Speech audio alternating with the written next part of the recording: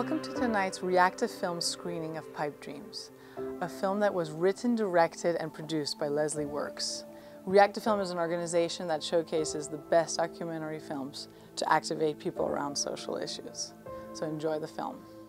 Tar sludge pipelines aren't like normal conventional oil pipelines. Tar sludge is particularly corrosive. They have to dilute it and pressurize it just to squeeze it through a pipeline. And because it's so corrosive and acidic, it has an atrocious safety record. Basically what we're looking at here is the next oil disaster in the making. If this thing goes through, this particular pipeline, this is like the worst of the worst. What this will put out into the atmosphere is what James Hansel has called, will be game over. That's the extraordinary thing, is nobody had heard of, including me, Keystone XL. And Bill put this on the agenda to now it's being debated on Fox News and MSNBC, that it's become Obama, a really tricky issue for Obama. And so far he seems to be making a lot of the right decisions, in my opinion. Because Keystone XL will cross an international border, the U.S. State Department is tasked with making a decision. Final approval requires a presidential permit, and the Canadian government and big oil lobbyists have been spending millions of dollars in Washington to fight what has become the biggest environmental battle in the U.S. today.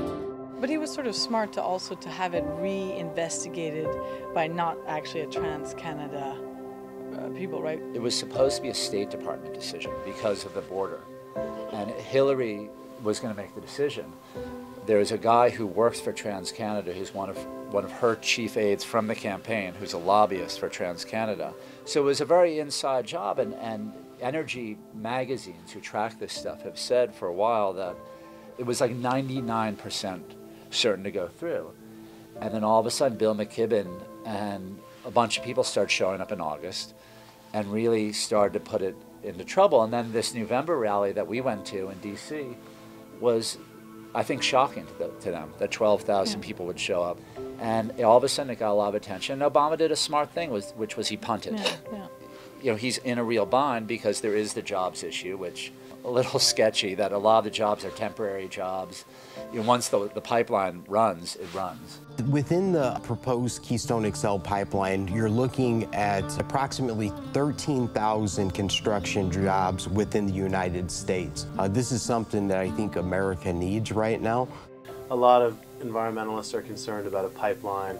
We need energy infrastructure in this country. We don't want to be dependent on foreign oil. You know, if you look at Obama's campaign stuff, which is always, you know, somewhat relevant but not entirely accurate, you know, he's talking about being the president that'll bring us to a new generation of energy sources, and here's a great opportunity to say, no, this isn't what we want in our country. So there's a couple of things you need to do. Number one, go to the website, pipedreamsdoc.com.